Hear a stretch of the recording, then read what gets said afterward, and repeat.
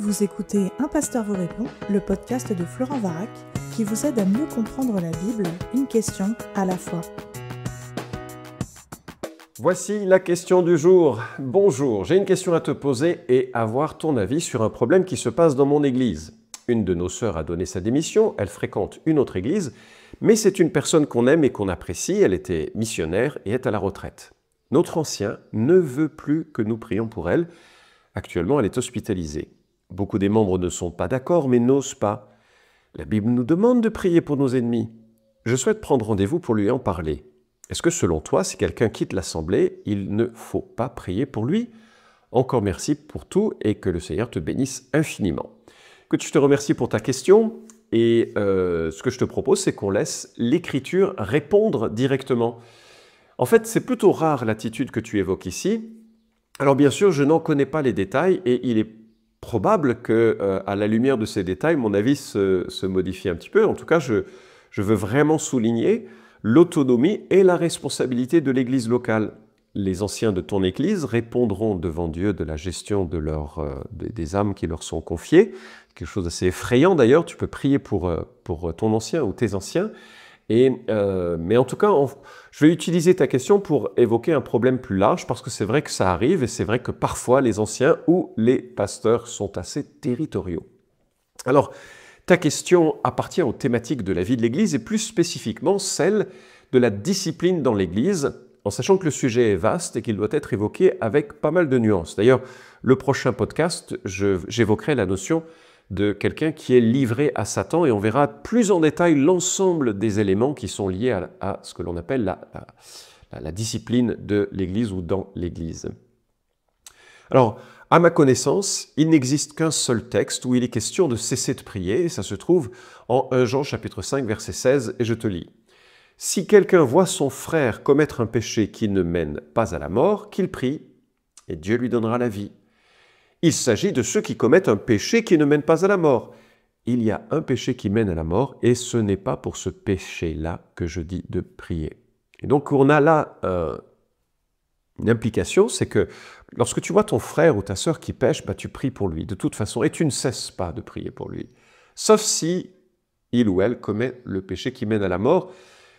Et il ne dit pas vraiment qu'il faut cesser de prier, mais c'est quand même le sous-entendu dont il est question. Alors, ce texte a plein de thématiques fascinantes que je ne veux pas évoquer ici parce que ce n'est pas directement le sujet, puis que le temps est court. Mais je vais juste citer le commentaire de Cruz sur 1 Jean qui conclut son analyse de ce verset, et il dit, et je cite, « Lorsque l'auteur parle du péché qui conduit à la mort, il est très probable qu'il ait à l'esprit le péché des sécessionnistes, ceux qui font des scissions. Il s'agit de personnes qui nient que Jésus est le Christ venu dans la chair et qui nient également la signification de sa mort expiatoire. Cela signifie qu'ils se placent en dehors de la sphère du pardon et que leurs péchés deviennent des péchés à mort ou à la mort. » Fin de citation. Jean est très en souci de l'émergence de faux prophètes, de faux apôtres, et il met la pression sur l'Église et sur les églises pour qu'elles fassent attention. Dans sa seconde lettre, il écrit même en 2 Jean, chapitre 1, versets 7 à 11, « Car dans le monde sont entrés plusieurs séducteurs qui ne confessent pas Jésus-Christ venu dans la chair. Voilà le séducteur et l'antichrist. Prenez garde à vous-même, afin de ne pas perdre le fruit de notre travail, mais de recevoir une pleine récompense. Quiconque va plus loin et ne demeure pas dans la doctrine de Christ n'a pas Dieu. Celui qui demeure dans la doctrine a le Père et le Fils. Si quelqu'un vient à vous et n'apporte pas cette doctrine, ne le recevez pas dans votre maison, ne lui dites pas « salut », car celui qui lui dit « salut » participe à ses mauvaises œuvres. Il semble donc que parfois une personne franchit des barrières significatives dans son opposition, dans leur opposition aux doctrines centrales de la Bible. La personne de Christ, sa divinité, sa messianité, les qualités de sa personne, la doctrine du salut, le salut par la grâce, par le sacrifice de Christ seul, et la révélation de Dieu, une Bible qui fait autorité, qui est inspirée, qui est donc sans erreur. Quand on va à l'encontre de ces fondamentaux, on se place tellement loin du christianisme biblique que l'on est dangereux dans notre contagion possible de l'ensemble de l'Assemblée. Et il y a deux autres textes qui parlent d'ailleurs de cesser toute relation. Il y a 2 Thessaloniciens 3, 10 à 15, et je vais lire ce texte. Enfin, un autre texte, parce qu'on vient de lire 2 Jean 7, 11, mais 2 Thessaloniciens dit « Car lorsque nous étions chez vous, nous vous recommandions ceci, si quelqu'un ne veut pas travailler, qu'il ne mange pas non plus. Or, nous apprenons que certains d'entre vous vivent dans le désordre et qu'au lieu d'agir, ils s'agitent.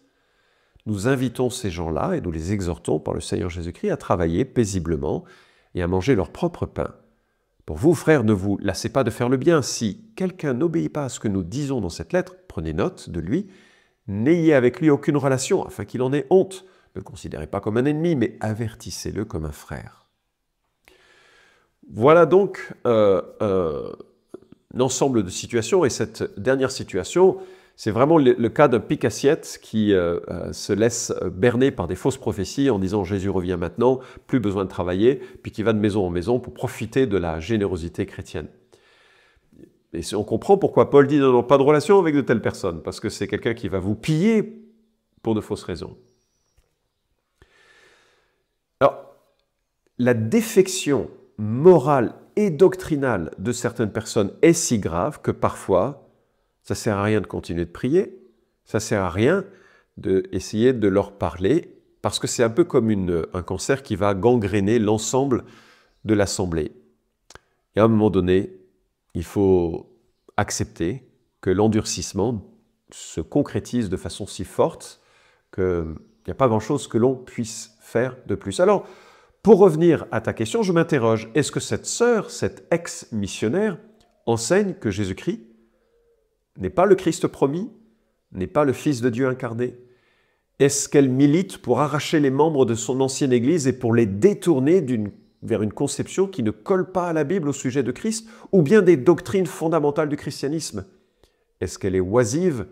Est-ce qu'elle est dans un mode de pensée que la fin du monde arrive et qu'il faut arrêter de travailler, qu'elle devient une sorte de pique-assiette par paresse et pas par nécessité, si c'était le cas?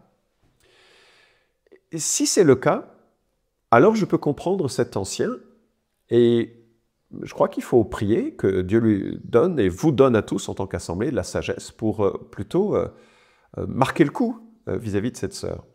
Alors maintenant, ce que tu évoques, c'est qu'elle fréquente une autre église, et j'imagine que c'est une autre église qui est solide, qui met l'écriture en avant, qui met Jésus-Christ au centre. À moins qu'elle rejette certains aspects de la doctrine de l'Église et que, d'un certain point de vue, ton pasteur, ton ancien, trouve que le positionnement doctrinal de cette nouvelle Église est problématique et qu'il souhaite qu'il y ait une sorte de barrière qui s'élève entre l'Église et elle. En tout cas, c'est très fort comme réaction et c'est donc quelque chose qui doit être justifié, et jusqu'à aller à refuser qu'on prie pour elle, c'est très fort. C'est vraiment très fort. Et peut-être que c'est quelque chose qu'il va falloir réfléchir ou évaluer. Et pour nous, pasteurs, il faut qu'on fasse attention parce que ça arrive que certains pasteurs considèrent que le processus de discipline soit un processus de punition. Mais c'est jamais cela. C'est un processus de restauration, de permettre à quelqu'un de revenir à Jésus-Christ. Refuser qu'on prie, refuser les relations, ça peut simplement être une question de jalousie, ça peut simplement être une mauvaise forme de se protéger soi-même qu'on puisse être critiqué. Ça peut être de l'égoïsme, ou bien ça peut être une protection, comme je l'ai dit, vis-à-vis d'une autre église qui aurait un enseignement douteux. Alors je ne connais ni le cœur de cet ancien, ni la situation pour avoir un avis tranché. Mais le mieux, et c'est ce que tu évoques, c'est que tu ailles lui demander pourquoi et que tu écoutes ses motivations, ce qui anime cette décision. Et là, j'aimerais dire, et tu soulignes que des gens ont peur, mais personne ne doit avoir peur d'un responsable d'église. Personne. Il ne faut pas avoir peur d'un ancien, à moins qu'il soit colérique, est-ce que c'est ça? À moins qu'il soit menaçant, est-ce que c'est ça? Mais de quoi menace-t-il? Les métaphores du leadership dans l'Église, c'est être berger, serviteur ou administrateur. Aucune de ces images ne doit entraîner de la crainte. Et même l'apôtre Paul dit à Timothée que le serviteur du Seigneur ne doit pas avoir des querelles, il doit au contraire être affable envers tous. Il doit redresser avec douceur les contradicteurs dans l'espoir que Dieu leur donne la repentance. Je ne peux pas actionner des leviers dans le cœur des gens par la colère, la violence, évidemment, enfin, ça n'a aucune place dans la vie d'un pasteur. Paul dit d'un ancien qu'il doit être conciliant, pacifique, désintéressé et qu'il ne doit pas être violent. 1 Timothée 3,2. Alors je vois notre Seigneur qui dit de lui qu'il est doux et humble de cœur et je me dis c'est le minimum que nous soyons le plus possible doux et humble de cœur. Alors pour résumer, prends le temps de demander pourquoi à ton ancien, prie pour lui, peut-être a-t-il de bonnes raisons d'avoir une telle attitude. Ou bien peut-être qu'il a lui-même dérapé et qu'il sera heureux de s'en repentir en prenant conscience de ça. Si tu estimes qu'il est allé trop loin, reprends-le avec douceur. Laisse-lui le temps de la réflexion. Mais s'il est inflexible, tu vas te retrouver devant une situation un peu particulière, parce que la Bible nous demande de ne reprocher ou ne reprendre un ancien qu'en présence de 2 ou 3 témoins. Et donc il faut qu'il y ait vraiment une sorte de matière suffisante, parce que tu imagines que ça va fracturer l'Église, qu'il y a beaucoup d'enjeux ici, et il ne faudrait pas que tu sois l'instrument de la division de l'Église de Jésus-Christ. Mais parfois, parce que les anciens et les pasteurs sont aussi des pécheurs, il peut être utile de reprendre un ancien ou un pasteur, mais il faut qu'il y ait là 2 ou 3 personnes, parmi les membres les plus considérés, pas les gens marginaux, qui sont rarement à l'Église et qui contestent constamment, là il y en a dans toutes les Églises, mais parmi les gens qui sont principaux dans l'Église, des gens de confiance, d'aller reprendre avec douceur. La Bible nous exhorte à avoir ce type d'attitude de partout. Ce matin, j'avais un live avec Juifs pour Jésus sur une méditation de Colossiens chapitre 3, versets 12 à 15, et le texte est tellement approprié que je ne résiste pas à l'envie et le désir de le citer. Ainsi donc, comme des élus de Dieu, saints et bien-aimés, revêtez-vous d'ardente compassion, de bonté, d'humilité, de douceur, de patience. Supportez-vous les uns les autres et faites-vous grâce réciproquement. Si quelqu'un a à se plaindre d'un autre, comme le Christ vous a fait grâce, vous aussi faites de même. Mais par-dessus tout, revêtez-vous de l'amour qui est le lien de la perfection. Que la paix du Christ, à laquelle vous avez été appelés pour former un seul corps, règne dans vos cœurs. Soyez reconnaissants. Voilà l'attitude qui doit caractériser une assemblée. Voilà l'attitude qui doit caractériser les serviteurs de Dieu dans une assemblée.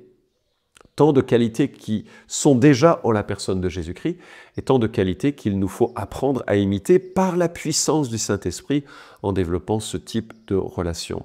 J'espère que vous êtes tous, en écoutant ce podcast, au bénéfice de cette grâce. Comme le Christ vous a fait grâce, faisons grâce réciproquement.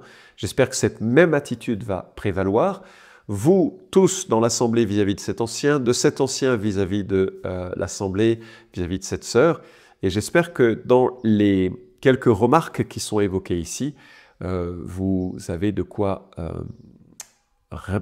réfléchir à la thématique. Et pour toi, personnellement, bien, il va falloir que tu réfléchisses au chemin que tu dois suivre. Je voudrais vraiment souligner de nouveau, l'Église est précieuse, et en aucun cas, il faut être un agent de destruction. Le Seigneur jugera les uns les autres, le Seigneur jugera les anciens qui se comportent mal, mais aussi, il validera les anciens qui se comportent bien. Donc soyez, j'espère que tu seras plein de vigilance et de prudence dans la gestion de cette citation, plein d'humilité et de prière, et en favorisant un esprit qui reflète le Seigneur dans l'assemblée. Cet épisode vous a édifié ? Alors merci de le liker ou de le partager pour que d'autres puissent en profiter. Pensez aussi à vous abonner à la chaîne d'Un Pasteur vous répond pour ne manquer aucun des prochains épisodes. Enfin, si vous avez une question à poser à Florent Varac, écrivez-lui directement sur contact@toutpoursagloire.com.